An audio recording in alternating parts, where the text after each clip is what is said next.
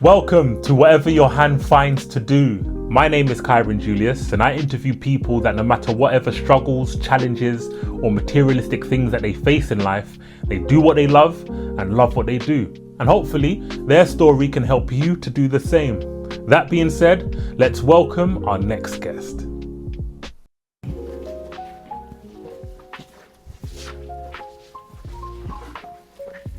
Hi. How you doing, P? All right, Kay. Yeah. Who are you? Oh, that's a big question to start. So I'm Polly, and I see myself as a writer now. Taken many years for me to be able to say that and feel comfortable saying that, but that is definitely what I am. And I'm also lots of other things, like a mum and a daughter and all those other things. But yeah, I'm someone who I love stories, and I like telling them and also hearing them. And that's kind of what I want to do in life. That's my mission. You said you're a writer. What have you written? What do you write? So I used to write books. I wrote 6 books, basically in my 20s and early 30s, which is I think how we got to know each other from my last book, Feral Youth. And then more recently, the last few years, after a little break for when my kids were little, I have been screenwriting. So a little bit of TV, but mainly film. What were the 6 books that you wrote? Well, the first one was born out of me working in the city in finance, which was so not me, it just didn't suit me. I got suckered into it along with all the other friends from my uni and went into finance, absolutely hated it, and then ended up sort of squirreling away these little anecdotes from my time there. And it literally was only a year there, but I left the day after bonus day and used my bonus to live for like the next year or two, and wrote a book based on the city. So that was like an inside scoop on what it's really like being pond life in the square mile. And then from that I realised I loved writing, so I wrote a book that was further out from my experiences, which was sort of loosely based on my friend's experience. She was a Polish migrant from the days when lots of people were coming into the UK, and she was one of them, and it was sort of her story, her experiences in the UK. That was called Poles Apart. And then I wrote sort of more and more books that were further away from my experience and more just about great stories that it's sort of all contemporary and meaningful at the time. They were almost like every one of them was sort of the opposite of a Daily Mail headline at the time. And the last one I wrote, which was definitely the one that I still feel passionate about, and if anyone said like, oh, I must read your books, which I hate it when I hear that, but when they say that, the only one I'm happy for them to read really is Feral Youth. And that's another kind of ironic title, because it was based on the London riots, and it was written from the perspective of a girl who ends up being in the riots. And it was a story of kind of anger and disenfranchisement and sort of the state of the nation at the time, and how a lot of people were just angry at the politicians and the way the world was, and it was sort of from her perspective. So that's the one that I care about, Feral Youth, for sure. Okay, I wasn't one of those people who wanted to be a writer since they were 5. I didn't really consider it. I think I wanted to be a forensic scientist when I was little, one of those people who looks at the crime scene and looks at the fingerprints and the hair and the blade of grass and solves the crime. But I did read a lot when I was little, including a lot of Nancy Drew, which is probably where the forensic scientist thing came from. So yeah, I read a lot, loved stories, and now I don't know where it came from. I think it came from something quite like real life, as in when I felt a frustration about how the world was or is, I feel that it's almost like therapy, by writing a book and really digging around in the dirt and exploring the kind of fabric of what sits behind that main story. That's when it feels like you're changing things, even though you might not be. And obviously if a lot of people read the book and it changed their mind in a tiny way, then I guess you are changing things. But I don't know if that's entirely why I do it. I feel like I just write because I need to write. It is honestly like therapy when it goes well, and I quite like now now I'm in screenwriting, there's a lot more collaboration. So whereas with books, it's like you sit in your room writing for a year, and then you come up with the book for the editor, and then they might say, oh yeah, it's all right, but I don't like the main character, and you're like, oh, I've got to start again. Whereas with screenplays, it's much more collaborative right from the beginning. You're sort of working with a producer or a co-writer or a director, and you're shaping it and kind of going, what are we trying to do? What are we trying to say with this film? Which I really like. How long have you been doing this for now? Well, I mean, I realised I've been sort of telling stories in some way for all of my adult life. So since I worked in the city, and I was like, right, I'm going to tell this story, and then Marta's story, and then other stories around that. So that's since I was about 22 or something. But the recent form, which is where I feel like that's my heartland, I found my home now, which is screenwriting, only since probably about 8 years or something. So the reason I got into it was because when I'd written Feral Youth, the book, and then I did have babies shortly after that. So when I came back to writing, I was like, there's like an itch I need to scratch there. I feel like that needed to get on the screen in some way. And my first foray into screenwriting was trying to adapt Feral Youth for screen. And that's still on a shelf, actually. I haven't managed to get that off the ground, but it's always going to be, one of my projects that's swirling. You've got to have a lot of projects swirling, and you've got to see where the market is, where the people, what people are biting on, and then kind of go with that. I don't think in writing you can have a plan, or at least you can have a vague plan, but then you have to rewrite it every day. Well, what's the saying? They say when you've done 10 years in a profession, you can now be called a master at it. So. I thought you were. Like I thought you were going to go with the it takes 10 years to make an overnight success. Because that's another one you see Greta Gerwig, right? Great writer director, obviously now known for things like Barbie and everything. But she, if you look back through the kind of podcasts or whatever, where she was a small-time director trying to get her first film made. It's the same battle that we all have, which is just everyone saying no and everyone going, why on earth would anyone watch that? And why would anyone care about that story? And if you believe, I think you've just got to do it. And then lo and behold, everyone's like, where did she come from? Wow, look at her with her overnight success. And no, it's because she didn't give up for 10 years, Kept pushing. Yeah, I really believe that. I think when you're onto something as well. I like to, maybe you call it delusion, but I don't mind. No, it's not delusion. That's belief. Yeah. That's what I think. I do think you've got to just keep doing the things that matter. I think Courtney's time is coming very soon. We'll see. This may be quoted. I got it. You got it. That is the Greta equivalent to the thing I was watching the other day. It's very heartening though. The same in football. Mary Earps was like, obviously she's slightly fallen from grace recently, but England women's football goalkeeper from the Euros before last, where she was absolutely the hero. And when she sort of won all the trophies and said all her things, one of the things she said was, these people have kept me going. Sometimes they've had to pick me up off the kitchen floor, literally. I've given up nearly, but I haven't given up. And now, look where I am now. So I find that really inspiring, I do. Have you got your phone on you? I have. I would like you to go on Google. Yeah. And type this in for me. Okay. ECC space 9 semicolon. Yeah. 10. Whatever your hand finds to do, do it with all your might. For in the realm of the dead, where you are going, there is neither working, nor planning, nor knowledge, nor wisdom. Oh. What are your thoughts on that? Well, first of all, I didn't know about it before now. In the realm of the dead. I feel like it's kind of just a lesson for life. Because as someone said, look, we're all going to end up the same at the other end, so you just gotta use it. And I do believe that there is neither working nor planning nor knowledge nor wisdom, but you've got to do all those things and have those things to some extent to sort of make the best of whatever you are doing. I really believe in doing something with all your might. If you're going to do it at all, do it to the max. I do think that. And I tell my girls that actually, in different words. I'm always saying, you know, you're committing to something. If you're going to do it properly.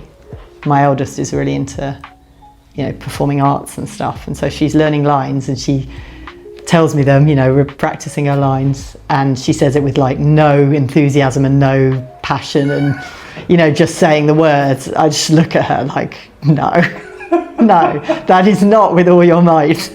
How old is she? Just turned 11. Okay, Yeah, okay. yeah. No, she's great when she's a funny one. She gets on stage and then switches it on. Right. But I worry when I hear these passionless words. I'm like, I always say, you will do it properly. Yes. But as soon as she's on that stage, it's a... Yeah, I hope. You never know for sure, but she does. Yeah, no, as in, I do. I see her, Okay. and usually she does switch it on. Okay. But it's always a worry. Every time she practices the lines on me, I'm like, that's sort of flat and meaningless. Practice, what do they say? Practice how you'll play. Yes. Yeah. Oh, Is someone that said a great phrase the other day. Oh, what was it? Practice like you've never won and play like you've never lost. I love that. That's a good one. Yeah. I'm going to keep that one. Yeah. I like that. Yeah, exactly. If finance was or was not an issue, would you still do what you are doing now, and why? Okay, so for me, that question would be if finance wasn't an issue, as in if I didn't have bills to pay and all that, would I still do it? Yes. And I would do it more because if finance wasn't an issue, I'd be able to do it more. Yeah, definitely. And I've been talking to my co-producer on this current project about exactly this, because we've had to graft and do all the money earning jobs and do the midnight shift on our passion project just to keep it alive. And if you didn't have to do that, I mean, it would be easier. But maybe it's the grafting that makes it so special. Maybe it's the fact that you're having to put in extra time at midnight and get up at 5 a.m. and, you know, fit it in. I sometimes think that creates a better thing. And I do see a lot of, I don't know, more entitled or more privileged people in the creative world. And I have to say, I think it's the ones that have the least that create the most, you know, well, the most interesting stuff for me anyway. What or who is your why?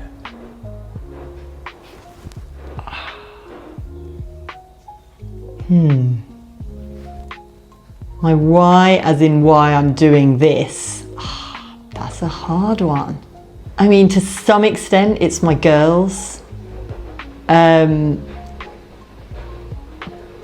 you know, if they weren't there, then I'd still be doing it. So that doesn't completely make sense. So why am I doing it? I don't know. I do believe in just making a little dent, and that's not in a pretentious way.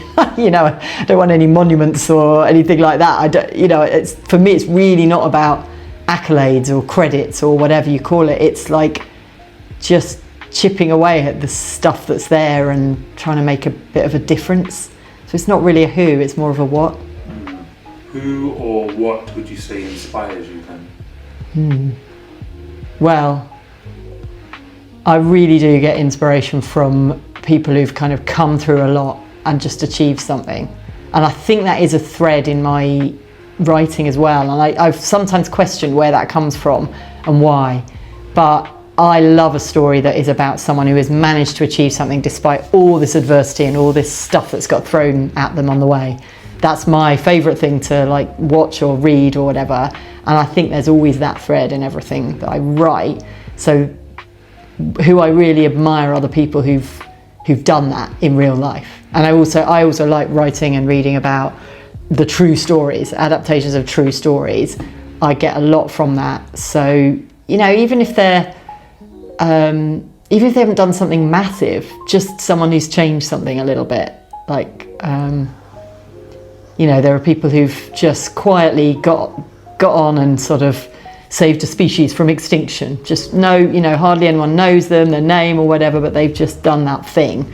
And then you've got sports players, you know, like I was talking about, you've got all sorts of stories of adversity. And even, I would go as far as to say most of the really top athletes that I've read into have had, big adversity. You know, they've come through either like, you know, abuse or at least injury or like family bereavement, all those things that life throws at you. And if you read into it, you realise that they are, I don't know, they're just still keeping on going. I think that's powerful. That's what I love. What would you want people to remember you for when you die? Yeah, I don't care that much I honestly don't, about the accolades. And it's weird because this weekend I'm going to go up to see Lily Parr's grave, which is, Lily Parr is the hero of my current passion project about women footballers. And I'm wondering what her grave says and whether it does say all the stuff about, because she was sort of the brilliant footballer of her era 100 years ago, or whether she just quietly, you know, is just known to family. And I think I would be happy to just be known to family, you know, but I would have liked to make a difference. So might not be quite answering the question, because I don't really mind if people don't know about things being me, but I do like to think that maybe some minds have been changed by some of the things I've written. Just a tiny bit, because you can't ram it down anyone's throat, and that's a really bad idea if you try, but just open people's minds a little bit. Like, for example, this film about women footballers, a lot of people won't know, you know, if I do the kind of elevator pitch, I'll say it's a story set 100 years ago when women's football was bigger than the men's game. And they'll look at me strangely and I'll be like, yeah, you know, the factory women who were, you know, filling shells in the factories, and they played football for charity at their weekends, and everyone looks at me strangely. And, you know, and they became bigger than any male football team. And even after the war, when the men came back, they were still bigger. And that's why the FA banned women from playing football. And all these things, people look at me going, really? Really? You're doing it now. No, you're doing it. I don't even watch football like that, man. No, exactly. That's interesting. Yeah, and that's the sort of thing that I'd like to just, you know, open people's minds up a bit. And I do think that particularly for me, like, women's and minorities' stories have been whitewashed or overlooked, and I'd like to try and dig a few out, you know, before I die, like that. But really, honestly, the way the history books have been written is sort of shockingly one-dimensional and typically white, straight male-ized, you know, and I just don't. When you dig around, and I've got a few people who are more on the academic historian side, and the stories they tell me about what actually was happening in history at a certain point in time versus what I know from the, you know, the general consensus is shocking. You know, there's a lot to be unearthed, and I won't be doing that much of it in my lifetime. It's only one person, but I'd like to play a little part. There's a lot of luck. There's a lot of luck as well as grafting and all the rest of it, right? I do. I think luck and timing, you know, sort of random fortune, random connections. I think, especially in the creative world, things are not linear. Like I said, you can't plan your path. And not only that, but you don't even know what might come. And I think you just got to sort of take every opportunity that you can and wing your way and see what happens to some extent. Unless you happen to be born into the industry or be born with a few million. And but no, I'm not one of those. So I have to sort of find my random ways, make those connections. What is one thing that you like about yourself? Oh. Well, that's hard. That makes it sound like I don't know like anything about myself. I've just never really sort of confronted or looked in the mirror and decided that. I guess I like that I am not the type to give up. I guess I do like that in anyone. Like, it comes back to the stories that I like. It's those underdogs who've risen up, and I like to think there's a little element of that in me. But I don't know. It's funny with. I'm not the type who could ever sort of reel off a load of things that are great about myself. I'm just not very. I think I was brought up wrong for that. I was definitely not brought up in a TikTok generation. So terrible. me. Not going to be good. But I think it's more about the what you do with your life, and for me it is, and resilience, you know, because you do get knocked back a lot. So you've got to, I mean, it's sort of the same thing as in ambition, but also seeing it through and working out like getting back up. I know it sounds really obvious, but you do literally get flawed sometimes in this industry. Like I was on some project with Studio Canal, seemed like the golden ticket, everything seemed to be going well, and for reasons I won't all go into, all fell flat on its face, and it looked at one point like it was gonna either carry on in another direction without me or just fall flat on its face. Either way, it wasn't great because it was sort of going off, and it didn't end up sort of dying a death, and that really floored me because I was like, it was another passion project where I was like, I believe in this story, I really want to get it told, and because they had the rights, they were absolutely in charge, so I had to just see it go. But you got to get up and do the next one. So you say you're quite resilient then? Yeah, ask me again just after one of those things and I'd probably say, no, it's awful, I'm giving up. But give me another week or so and then I'll be like, you'll be all right. I need to work on that other one now. I hear it.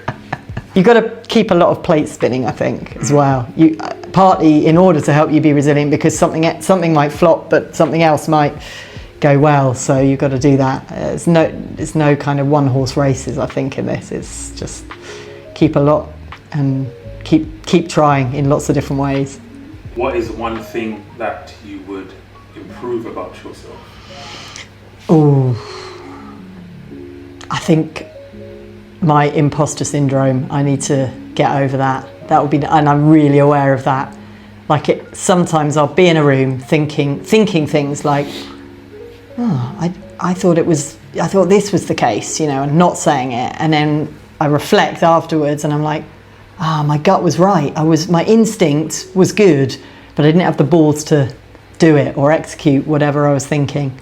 And quite often I've been caught out in this situation lots of times where I've just assumed that the person or people that I'm with, interacting with or working with, know better than me.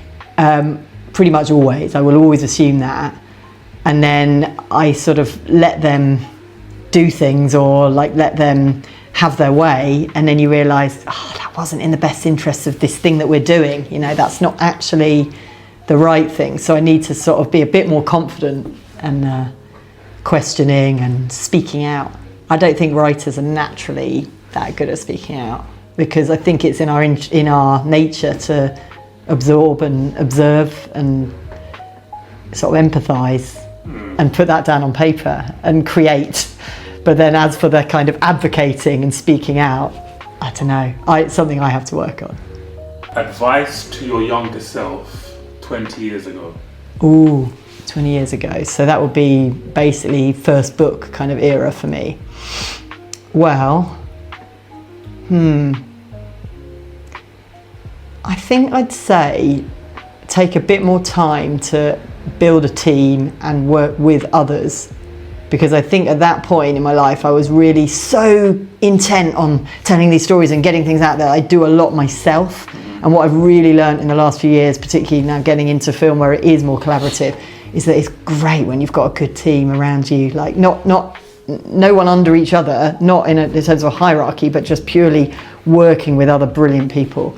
I love that. In fact, the Feral Youth trailer was the first sort of my first foray into that, like doing a creative thing where there are other people, because books is really isolating. And I think I made it even more isolating in my 20s, just by trying to do everything myself. And you need other people. When did you start writing Feral Youth? Sorry, off top. Feral Youth, it came out in 2014, so I think I started it around the time of the riots, 2011. Yeah. It was also another kind of key inspiration that fed into Feral Youth was I was mentoring someone on a sort of scheme, like weekly basically, through Kids Company, if you remember them. And I think she was more my inspiration than the riots itself. So that was like, it was percolating in my mind as a sort of theme, and I really want to write about sort of angry young people and why, all the reasons that they have, like valid reasons why they're frustrated and they're not being seen and heard. And then I think when the riots happened, then I actually started putting pen to paper, but maybe it was 2 years. Yeah, I've lost track, lost in the midst of time. What's the average time, maybe there might not be an answer for this, for a writer to start writing a book and then release it? Well, I'd say it's at least a year for the writing, and then with the whole faffing around with publishers, could be another year, so probably 2 years. That's been quite efficient. It's a slow old process. And that's not even counting the time it takes to have your manuscript, get it to an agent, have the agent take it on, take you on, and then get it into publishers. You know, that's, yeah. You've done a lot of good research for that book. It's still one of my favourite books. Oh, thank you. Oh, I love those characters. Got to get them on the screen in some way. You've done phenomenal with that book. Oh, phenomenal. Thank you. So yeah, big ups to yourself for that one. All right, a message to your future self. I'm gonna go 10 years from now. Okay. Not too long. 10 years from now, a message to your future self. Oh God. Remember where you came from. See that belief there? She knows she made it big. So don't get your head too big. I love it. Exactly. I love it. Remember your roots. No, God, that's a hard one actually, looking into the future, talking to your future self. I don't know. I feel like you have less energy as you get older, and I don't want to lose that. So I'm like, maybe give myself an energizing pep talk and like, you know, you still got to keep doing it. I don't know, I just want to keep writing. So it's probably similar to my message to myself now, just keep doing it and build the team and have a bit of fun along the way, because it is good fun. I love the writing bit and I love the getting it out there with other people. A message to your current self. Okay. I guess the big one is have faith that all these plates you're spinning, maybe they won't all come good, but some of them will, and you'll get there on those ones that matter. Maybe also a little message saying, have patience, because I am quite impatient. I do want to do everything now, and it doesn't work like that in any industry. So yeah, have patience. Final message to the world. You know what? I'm going to quote from something I saw Olivia Colman say recently, which is, be kind, like, you know, to each other, be thoughtful, and don't just leap to conclusions, because I guess that is the deep message behind all my writing. It's like, let's just lift this rock and dig around a bit, because there's probably more to it than the headline. Like, just think a bit. And I think in this world of X and TikTok and everything is very binary and polarized, and everyone's shouting from polar opposites, and just a bit more thought and kindness wouldn't go amiss. And just to round it off, a fun Courtney pose. Oh, a fun Courtney pose. Oh God, this is why I can't do acting. This is it. This is as fun as it gets. I can do bad faces, and my daughters make me do it, but I don't think I want to inflict that on you. Honestly. I'm cool. Let me see that bad face. You want to see the bad face? Let me see the bad face. Okay.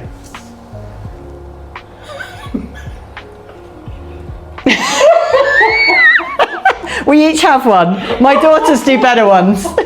That's mine. Do that again. Oh no, boy, listen, I need to meet your daughters. I love it. They're good. I love it. Yeah. Hey P, thank you so much for your time. Oh no, thank you. It's been really fun. Really fun. This has been good. Lovely.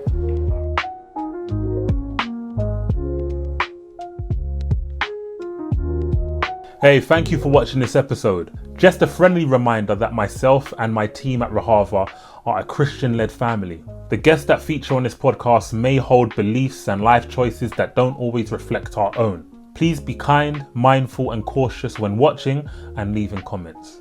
To find out more about Polly and how you can support us, please look at you guys know what to do. I put it in the description. All the information is there. Oh, if you like this episode, make sure you subscribe, hit the notification button to be notified when we upload new episodes, and comment below who you would like to see me interview next. See you lot at the next episode. Peace and blessings.